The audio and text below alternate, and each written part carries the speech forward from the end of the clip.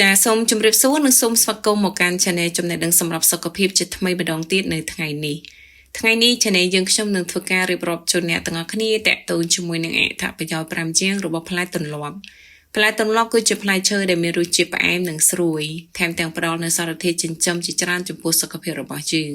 ការទទួលទានផ្លែទន្លាប់មួយផ្លែគឺយើងនឹងទទួលបាននូវថាមពលចំនួន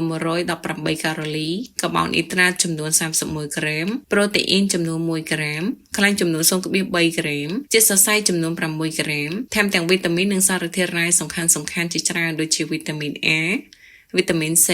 វីតាមីន E វីតាមីន K វីតាមីន B6 វីតាមីន B1 ប៉ូតាស្យូមទង់ដែងបង់កាណេស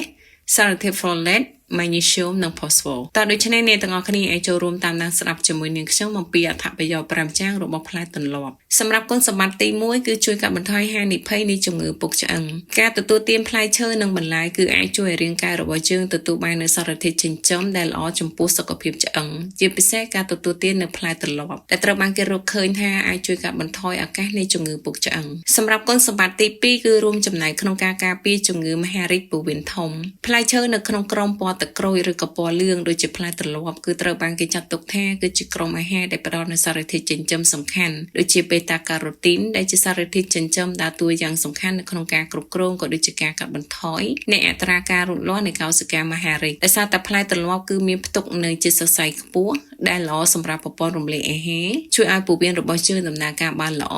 អាចជួយកាត់បន្ថយហានិភ័យនៃបញ្ហាពោះវៀនក៏ដូចជាមហារីកពោះវៀនធំ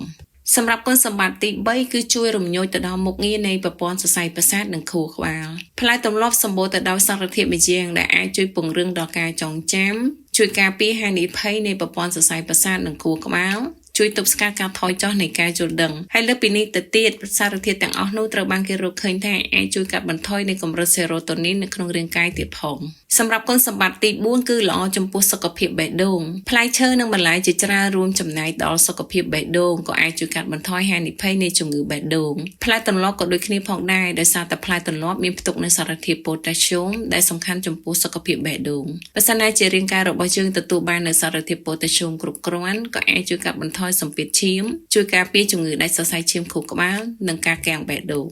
សម្រាប់គុណសម្បត្តិចុងក្រោយទី5គឺល្អចំពោះសុខភាពភ្នែកផ្លែទន្លាប់គឺមានផ្ទុកនូវសារធាតុប្រឆាំងអុកស៊ីតកម្មដែលជាសារធាតុចិញ្ចឹមដ៏សំខាន់ដែលអាចរួមចំណែកក្នុងការថែរក្សាភ្នែកដែលអាចជួយការពារការបាត់បង់និងការមើលឃើញទៀតផងទោះបីជាផ្លែទន្លាប់ផ្ដល់នូវគុណសម្បត្តិយ៉ាងច្រើនទៅដល់សុខភាពរបស់យើងក៏ពិតមែនប៉ុន្តែសម្រាប់អ្នកដែលមានបញ្ហាអាឡែហ្ស៊ីនឹងផ្លែទន្លាប់គឺអាចបង្កទៅដល់គ្រោះថ្នាក់ឬក៏ស្លាប់លើពីនេះទៅទៀតបើសិនណាជាអ្នកទាំងអស់គ្នាមានបញ្ហាណាមួយតាក់ទងជាមួយនឹងក្រពះពោះវៀនឬក៏ទើបតែវះកាត់យល់ល្អអ្នកទាំងអស់គ្នាជៀសវាងការទទួលទានផ្លែទម្លាប់រហូតដល់អ្នកទាំងអស់គ្នាជាសះស្បើយចា៎ហើយសម្រាប់អត្ថបទនេះផងដែរ Channel យើងខ្ញុំដកស្រង់ចេញពីគេហទំព័រក្នុងស្រុកកម្ពុជាថ្មីចា៎សូមអរគុណអ្នកទាំងអស់គ្នាដែលតែងតែតាមដានក៏ដូចជាគាំទ្រនៅ Channel ចំណេះដឹងសម្រាប់សុខភាពជាថ្មីម្ដងទៀតនាងខ្ញុំសូមអភ័យទោសផងដែររាល់ពាក្យពេចន៍មិនច្បាស់ក៏ដូចជាកំហុសដែលអាចកើតឡើងដោយអចេតនានៅត្រង់ចំណុចណាមួយចា៎សូមអរគុណ